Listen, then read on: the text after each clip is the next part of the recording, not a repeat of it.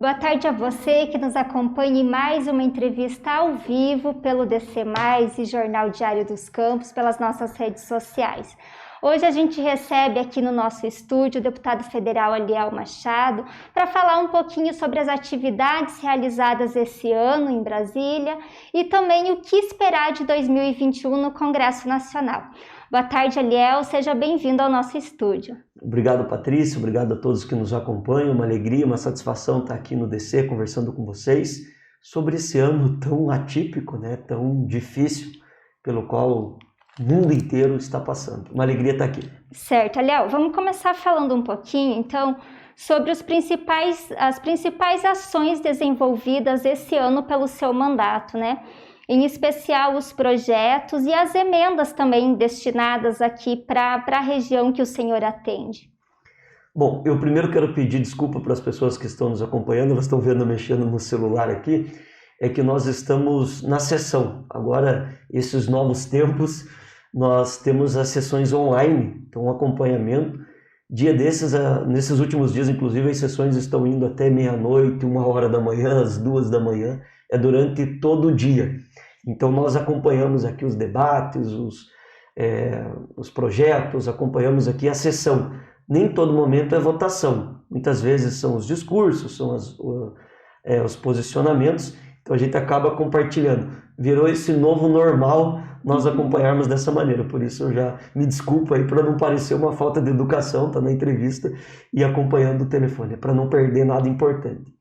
Bom, Patrícia, nós tivemos esse ano atípico, no momento de grave crise por causa da pandemia, crise de saúde pública, sanitária, e junto com isso um agravamento da crise econômica, que já era uma realidade no país. Nós temos muitas dificuldades do ponto de vista da geração de emprego, do ponto de vista da desigualdade social, e as ações em Brasília são as ações que devem permear esse tipo de prioridade. Como representante aqui da região, nós buscamos, dentro do nosso trabalho, dentro das nossas forças, priorizar o atendimento daquilo que era mais importante. E a pandemia, a manutenção dos serviços, os investimentos, muitos inclusive foram readequados. Nós conquistamos muitos recursos para a cidade para ajudar a combater a pandemia, para amenizar essa situação grave. Eu destaco aqui os investimentos nas nossas instituições de ensino, a Universidade Tecnológica Federal do Paraná, o TFPR aqui, de Ponta Grossa, recebeu R$500 mil de um recurso que nós conquistamos para ajudar na produção de equipamentos de saúde pública que visam atender a necessidade dos hospitais, um projeto pioneiro. Eles estão nesse desenvolvimento que valerá não somente para esse momento, mas também para o futuro. Eu destaco aqui os investimentos que nós conquistamos para o Hospital Regional e a Universidade Estadual de Ponta Grossa, na ordem de quase R$1 milhão, recursos esses também livres para a compra de equipamentos e insumos, e parte deles para o trabalho que está sendo realizado pela universidade, liderados ali por toda a equipe técnica, pelo reitor, no que diz respeito, inclusive, aos testes, que a nossa universidade está bem à frente, está podendo atender a demanda da população. E o Hospital Regional, que está fazendo todo o atendimento, não apenas de Ponta Grossa, mas também de toda a região dos Campos Gerais. Eu quero destacar a luta que nós tivemos em Brasília. Quem acompanha somente a notícia pronta não sabe todo o trâmite que isso acarreta para que se conquiste, que foi a destinação de recursos aos municípios para compensar as perdas que nós tivemos com a diminuição de receita. Ou seja, com a diminuição de receita, com a crise econômica, os municípios foram muito afetados. E os municípios não conseguiriam manter todas as suas obrigações, como pagamento de folha salarial, manutenção dos serviços prioritários. E nós tivemos uma briga com o governo, digamos assim, porque o governo não queria aprovar a medida que distribuía recursos para os municípios nesse momento. E nós, através de uma grande articulação, trabalho, convencimento, conseguimos aprovar medidas que ajudaram não apenas as empresas, não apenas as pessoas diretamente, mais os entes públicos municipais, os municípios. Ponta Grossa recebeu mais de 40 milhões de reais através dessa ação.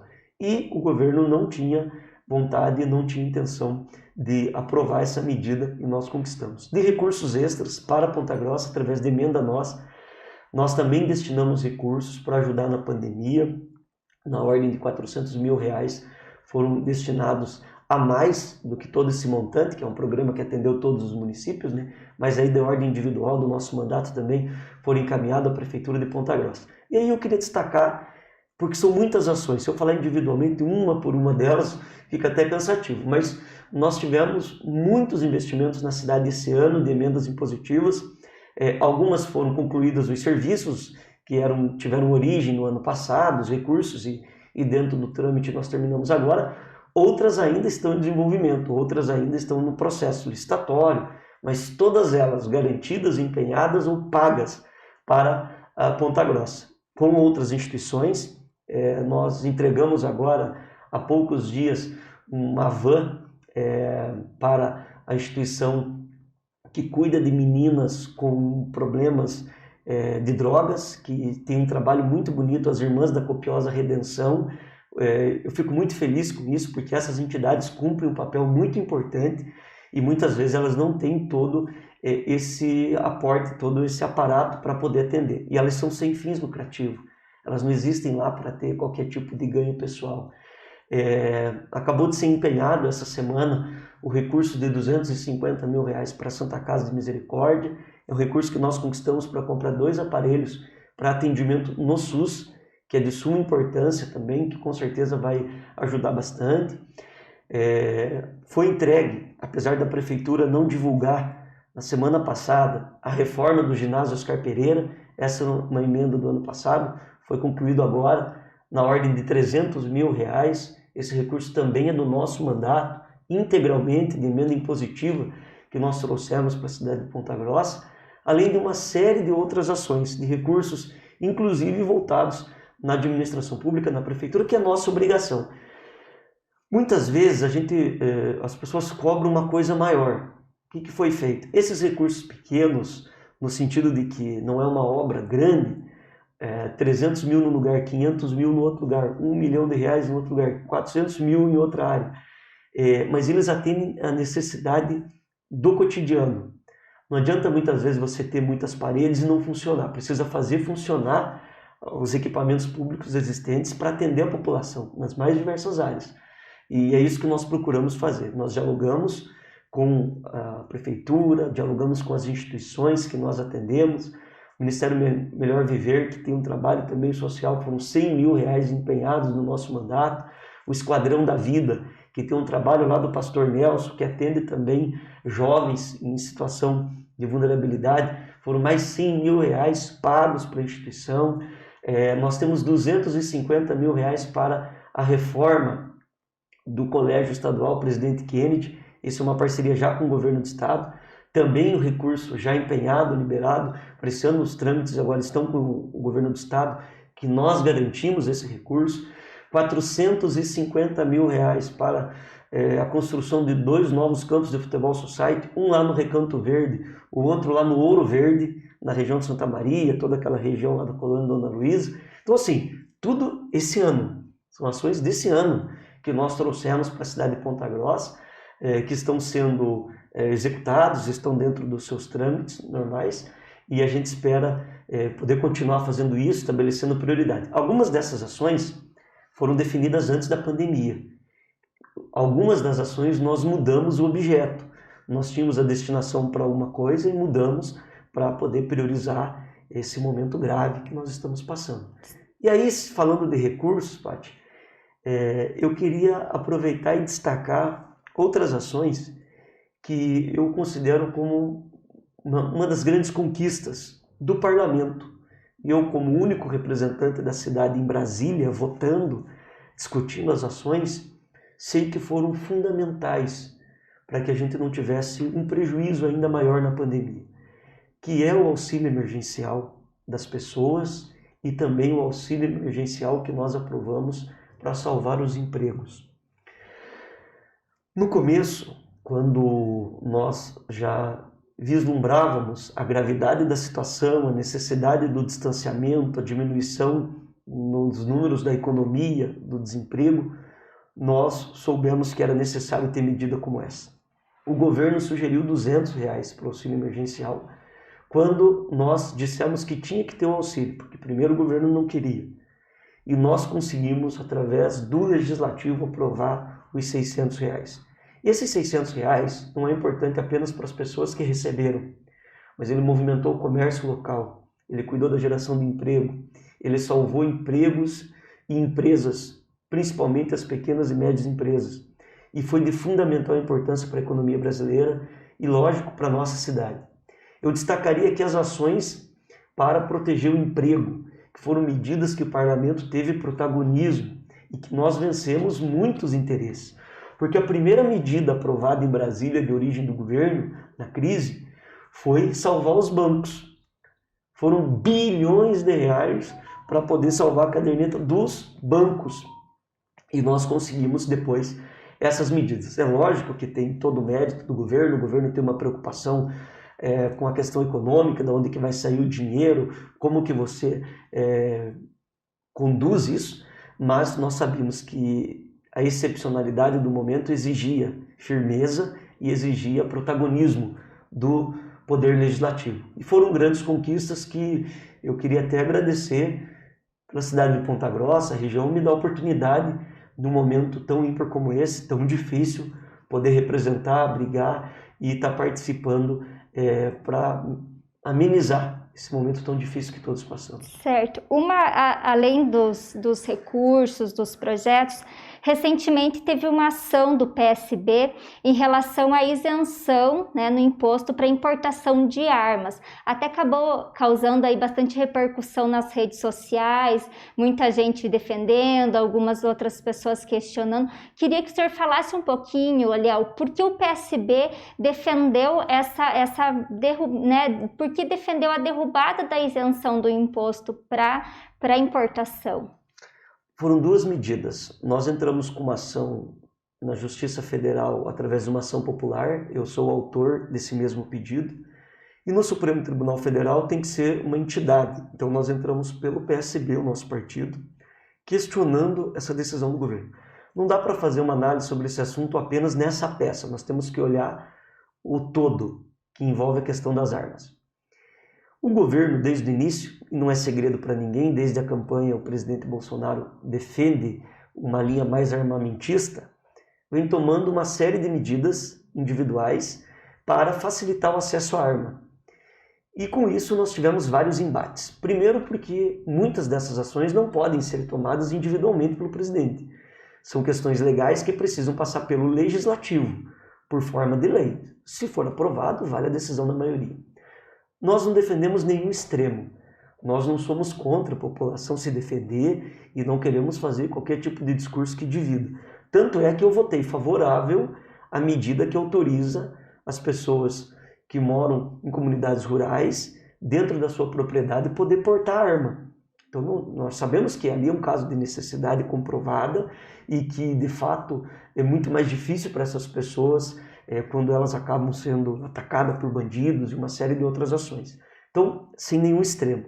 Porém, outras medidas do governo, elas vão na contramão dos dados e números oficiais, das estatísticas e também das recomendações técnicas no que diz respeito ao combate à violência. Vou dar um exemplo. O governo federal editou uma medida, um decreto, que tirou uma portaria a possibilidade do rastreamento de armas e munições. O que isso significa? Beneficiar a milícia. Isso significa que o governo, o poder público, vai ter dificuldade em rastrear uma arma, em rastrear uma munição que não vai ser utilizada, abre um aspas aí, legalmente, mas que ela vai ser utilizada no mundo da criminalidade. Nós não poderíamos nos omitir de uma discussão como essa, tanto que foi revista e tanto que muitas vezes o debate é no poder legislativo, é no campo das ideias, da opinião, mas grande parte das vezes é necessário buscar o poder judiciário porque trata-se de um ato ilegal. Nesse caso específico que você me perguntou, nós estamos no meio de uma crise. aprovamos o orçamento de guerra, está faltando dinheiro, está faltando recurso para poder manter ações importantes para as pessoas, está faltando vagas de UTI. Nós estamos num momento de excepcionalidade. O governo cortou o auxílio emergencial pela metade. E no meio da pandemia, o presidente edita um decreto isentando de impostos a importação de armas, pistolas e revólveres. Então nós não estamos tratando se a pessoa pode ou não pode usar arma, não é isso. Nós estamos tratando de uma questão econômica agora. Primeiro ponto, isso privilegia a indústria internacional, prejudica a geração de emprego no país, porque facilita com que as pessoas que querem comprar uma arma busquem uma arma produzida fora do país e não uma arma produzida aqui no país. Então ele não privilegia o nosso país. Do ponto de vista estratégico do emprego, nós questionamos porque isso não ajuda o Brasil em nada. Nada, nada, nada.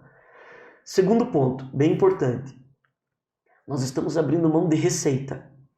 Nesse momento onde há o discurso por parte do governo de armar as pessoas, de que as pessoas têm que ter arma em casa, andar com arma na cintura, procurou muito, aumentou muito a procura das pessoas por comprar armas. As porcentagens, os últimos números mostram que ano a ano vem subindo 30%, 40%, 50% a venda de armas.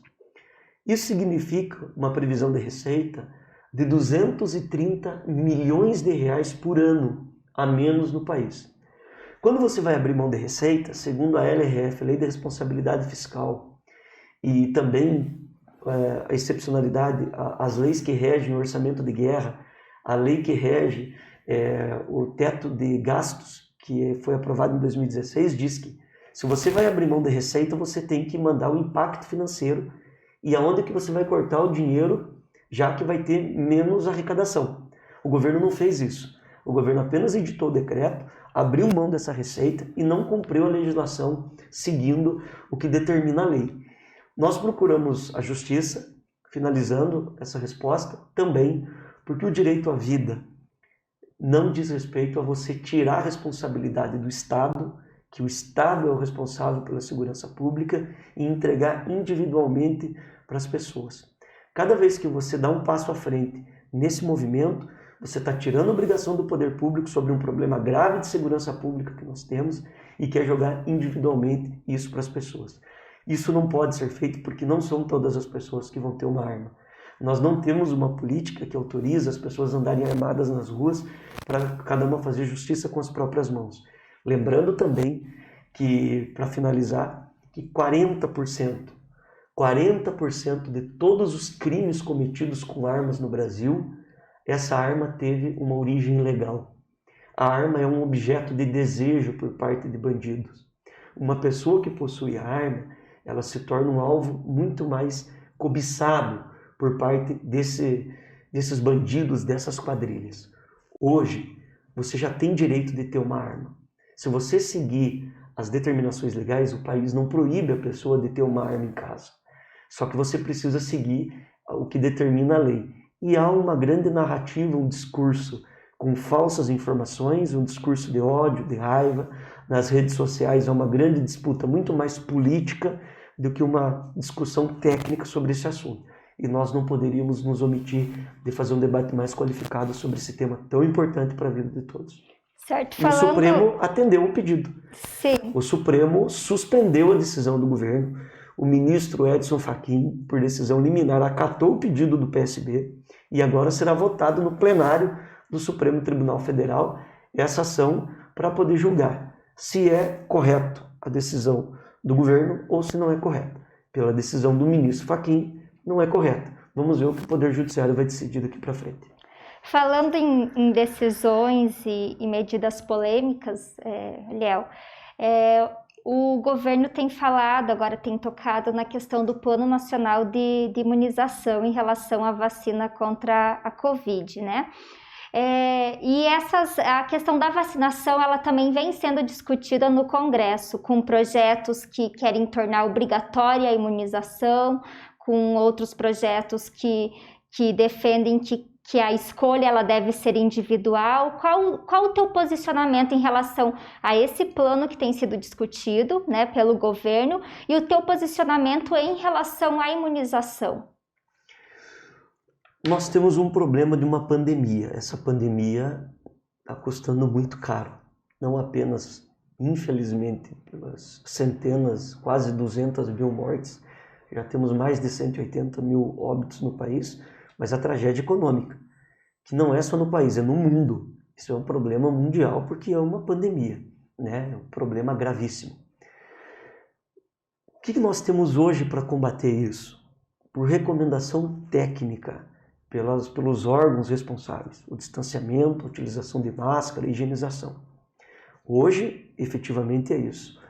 E nós temos um grande avanço da ciência que está sendo muito atacada por esse setor que hoje prega um discurso contra a vacina, criando medo e pânico nas pessoas.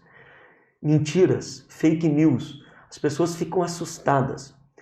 E aí você tem uma politização nacional que, na minha opinião, nenhum dos dois tem razão, entre o governador de São Paulo e o presidente da República, que ficam numa narrativa de ataque um ao outro para ver quem tem o protagonismo de disponibilizar e conquistar a vacina para a população. É um grande erro. Esse era o momento de nos unirmos, todos, sem distinção. Não é disputa política, é disputa pela vida das pessoas. Nós temos a Anvisa, a Agência Nacional de Vigilância Sanitária, ela não pode ter interferência política.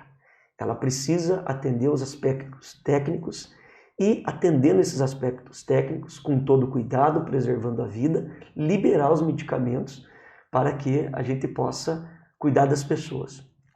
O mundo começou a vacinar. Não existe vacina para todo mundo nesse momento. Quanto mais tempo nós demorarmos, mais vidas nós vamos perder e mais impacto econômico. A vacina é científica. Se a vacina for disponibilizada, seja ela de qual país ou de qual laboratório, tem que chegar nas pessoas. Não é simples apenas liberar a vacina, você tem que ter um planejamento. Nós atrasamos o planejamento. Essa briga que nós tivemos de disputa por protagonismo fez com que o nosso país não tivesse um plano para estrategicamente vacinar as pessoas, porque antes de você ter a vacina, você precisa cuidar estrategicamente do planejamento. Você precisa comprar os insumos, você precisa fazer um planejamento de distribuição, você precisa comprar os equipamentos, no caso da vacina lá da Pfizer, porque ela depende de uma estrutura de logística diferenciada, você precisa de equipamentos para poder armazenar, que são equipamentos, as geladeiras super especiais, né, por causa da temperatura. Quando chegar a vacina, se você tem isso pronto, se você tem um planejamento de imunização, se você tem o estabelecimento de grupos prioritários, você consegue chegar antes. E tempo, nesse caso, é vida. Não houve isso. Nós tivemos novamente que questionar o Poder Judiciário, interpelar o governo federal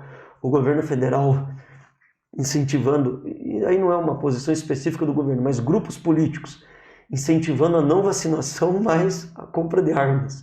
Veja que antagonismo num momento como esse, veja que complexidade. Eu defendo sim a vacinação, eu acho que a vacina tem que ser para todos. É lógico que você não pode obrigar uma pessoa, conduzir uma pessoa a se vacinar, mas a pessoa que não o fizer, na minha opinião, ela tem que sofrer algumas restrições. Ela não pode, por exemplo, estar liberada para estar em público, para transmitir isso para outras pessoas. E é uma decisão muito difícil, porque você está tratando do direito individual, você está tratando da decisão pessoal de cada pessoa. Mas, lembrando que o interesse coletivo, o cuidado da população está acima dessas questões. E a gente tem que tomar esse cuidado. Infelizmente, essa briga é uma briga prejudicial ao nosso país, Patrícia. E levando em conta esse cenário, Eliel, o que esperar para 2021? Né? Havia uma expectativa que esse ano algumas reformas pudessem avançar no Congresso, né? A reforma tributária, né? Algumas outras reformas que estão em andamento. Por conta da pandemia, enfim, todas essas questões, isso acabou parando. E se tem uma expectativa que até que não ocorram as eleições da mesa executiva, também isso continue parado, né? Que seja aí uma moeda de troca, enfim. Qual que é o seu posicionamento? O que o senhor acha em relação a isso? Devem avançar essas reformas? Elas vão ser usadas como aí né, durante esse período eleitoral das mesas? O que esperar para 2021? levando em conta todo esse cenário ainda de pandemia também? Bom, precisa de reformas. Nós precisamos ter uma agenda de reformas porque a situação é grave do nosso país. Porém, eu devolvo a pergunta com um questionamento. Quais reformas e que texto essas reformas viriam? Porque eu escuto isso desde 2016, desde 2015. 2015 nós precisamos de reformas para gerar emprego, nós precisamos de reforma para equilibrar as contas do país, nós precisamos de reforma para o Estado avançar. Foram feitas. Começou com a PEC do teto de gastos em 2016, que prometeu equilibrar as contas, prometeu trazer investimento privado de fora. 2016. Hoje nós temos um sucateamento das ações públicas, dos investimentos públicos, e não houve esse retorno prometido. Só que nós tivemos um agravamento que prejudicou muito o atendimento nas ações mais importantes para as pessoas que mais precisam. Nós tivemos a reforma trabalhista, faz 3 anos que ela está em vigor. Ela prometeu resolver a vida do empresário, prometeu gerar emprego. Não resolveu, não trouxe o emprego prometido. Pelo contrário, aumentou o número de pessoas na informalidade, aumentou o número de pessoas que começaram a ganhar muito menos, jogou as pessoas contra os seus direitos. Reforma da Previdência. Vamos fazer a reforma da Previdência que a situação econômica do país, o país não aguenta. Foi feito. Essa é mais recente. Novamente, o que nós temos de perspectiva, pelo texto aprovado, porque a necessidade de cortar privilégios de fato existia, mas não foi o texto aprovado, ainda que nós melhoramos muito. E eu diria, Patrícia, que a principal de todas as reformas é a reforma política, que vai ser uma eterna discussão, mas a reforma tributária.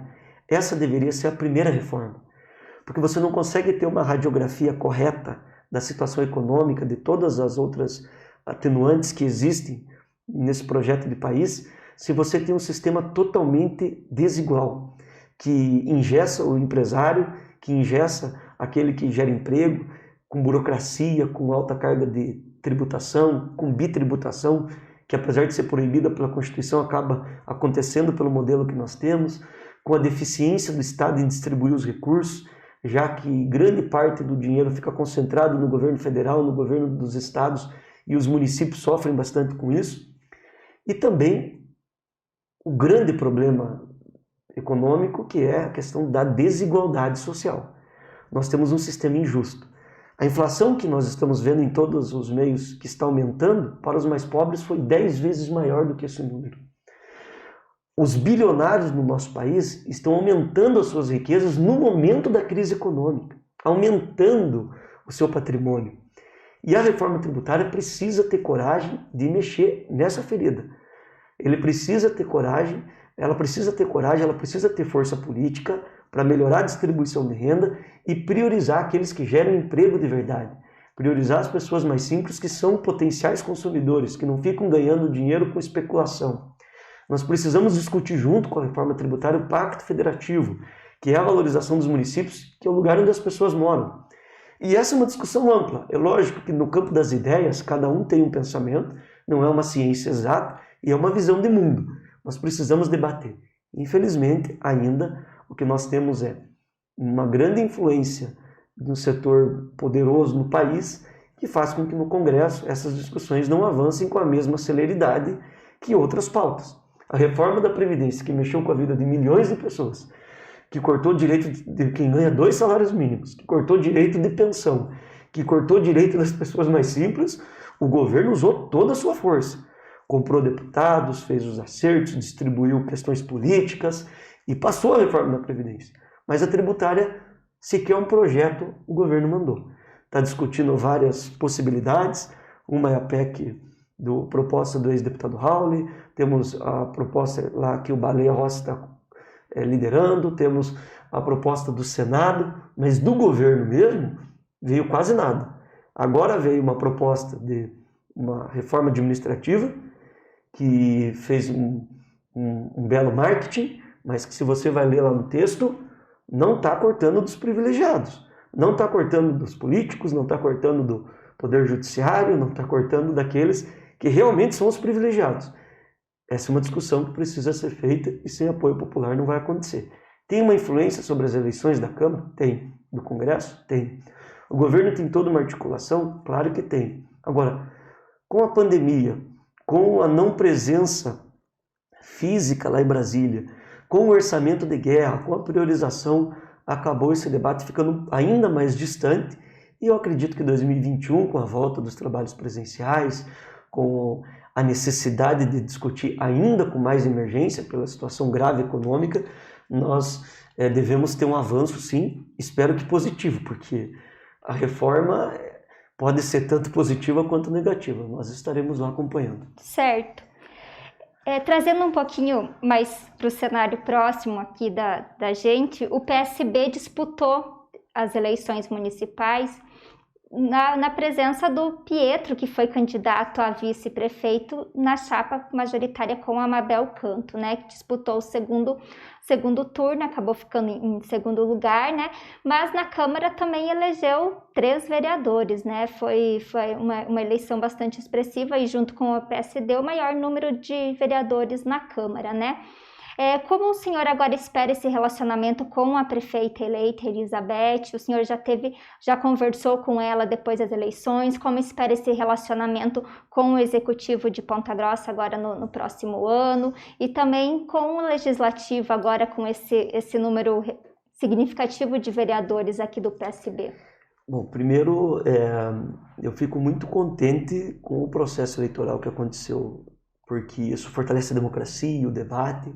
Eu parabenizei a professora Elizabeth, conversei com ela depois das eleições, tivemos uma conversa por telefone, que durou cerca de uns 15 minutos, falamos de algumas ações da cidade, coloquei o nosso mandato inteiramente à disposição, sou deputado da cidade de Ponta Grossa, ela é agora a prefeita de todos nós, ela foi eleita e nós vamos trabalhar para o avanço da cidade. Espero que ela consiga cumprir com todos os compromissos estabelecidos na campanha eleitoral.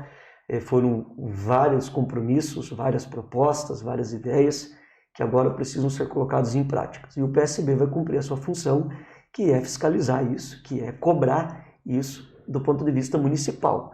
Nós elegemos 3 vereadores, 2 vereadores pela primeira vez eleitos, né? O Edi Pimentel, ao qual deixo aqui meu abraço fraterno, pois nessa semana ele acabou perdendo seu pai, ex-vereador da cidade, ex-presidente da Câmara, e é um jovem com muita vontade de trabalhar, que dedica muito a sua vida aí, junto com a mãe, por projetos sociais, tem um trabalho muito bacana. Também o vereador Isaías Salustiano, que é um empresário da cidade, tem um trabalho muito bacana voltado à área do esporte, projeto que ele quer levar como vereador, venceu as eleições, expressiva votação, e o nosso vereador reeleito, Geraldo Stocco, que é uma grande novidade, mesmo sendo reeleito, porque teve uma expressiva votação, fez um trabalho de fiscalização na Câmara com muito destaque, e um orgulho muito grande para nós também, esses 3 vereadores eleitos do PSB. O PSB foi o segundo partido mais votado da cidade, praticamente empatado com o primeiro. Elegemos 3 vereadores e temos um grupo de pessoas, porque o nosso partido não é um partido apenas de eleição, é um partido com vida orgânica, que discute os problemas da cidade. O Pietro, que é o nosso vereador, ele está lá discutindo o plano diretor da cidade. Foi o nosso candidato a vice-prefeito. Eu fiquei muito contente, apesar de nós não lograrmos êxito na eleição com a candidatura da Mabel. Ela teve um grande destaque, crescemos muito e enfrentamos a máquina pública, enfrentamos a estrutura do governo do estado, a Mabel enfrentou a estrutura municipal. Foi uma campanha muito simples, com pouquíssimos recursos e que fez quase 48% dos votos. Então metade da cidade escolheu outro caminho e agora cabe a nós fiscalizar, cuidar e acompanhar. O nosso mandato de deputado, aí partindo para o mandato de deputado em relação a isso, como eu falei, já estamos discutindo ações onde a gente possa colaborar, defender os interesses de Ponta Grossa e Brasília em todas as áreas. A prefeita eleita foi muito receptiva em relação a isso, falou que ela esperava isso mesmo no nosso mandato e que nós vamos estabelecer uma grande parceria. Eu acho que vai ser até mais próximo do que foi com a atual administração, porque eu tinha disputado a última eleição contra o prefeito, tinha ido ao segundo turno, algumas reações familiares que infelizmente, dificultaram um pouco o trabalho. Eu não falei isso anteriormente para não criar polêmica, para não parecer disputa, até porque teria eleição. Eu tinha a perspectiva de disputar a eleição municipal, então eu não queria que isso fosse para o campo político partidário, mas eu reclamo aqui, Patrícia, publicamente agora, no Diário dos Campos, que é um dos jornais mais respeitados da cidade, de que nós tivemos algumas dificuldades para poder atuar.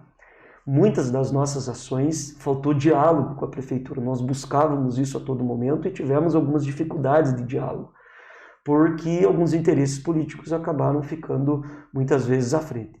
Diz o prefeito, às vezes que eu reclamei a ele, de que ele não tinha essas informações, mas eu levava essas reclamações para poder atuar melhor e ele dizia que ia resolver e as coisas não encaminharam. Eu dou o exemplo da semana passada.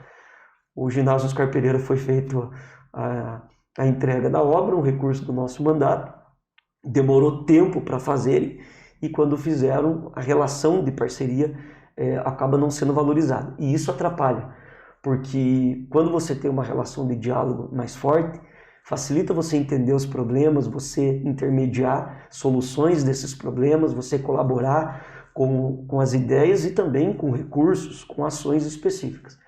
Mas as perspectivas são boas. A professora Elizabeth tem experiência, ela já está no Poder Executivo há bastante tempo, ela veio de outras administrações, é uma pessoa que tem bastante diálogo, muito respeito, é receptiva e nós da mesma maneira. Esperamos que qualquer tipo de diferença fique no campo das eleições e que agora a gente pense na cidade. Da minha parte, foi isso e sempre será dessa maneira.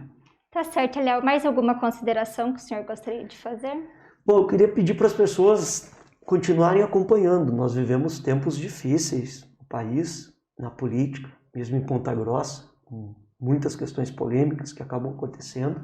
Mas as pessoas não podem desistir de acompanhar, de ter esse compromisso com a política e renovo aqui os nossos compromissos com o mandato, com as ações que nós teremos em 2021. Bastante coisa boa vem por aí. Nós votamos agora o orçamento para o ano de 2021, dentro dos recursos, boas parcerias com as instituições, com as nossas universidades, com a própria prefeitura. Tenho certeza que nós teremos boas conquistas aqui para Ponta Grossa. E agradeço a oportunidade que o Diário dos Campos me deu de fazer esse convite, de fazer um balanço no final do ano, mostrando as ações do nosso trabalho. Muito obrigado. Léo, obrigada pela presença aqui no nosso estúdio. Obrigada a você também que nos acompanhou até aqui. Lembrando que a entrevista fica disponível no nosso site, no dcmais.com.br e também nas nossas redes sociais. Obrigada e até a próxima.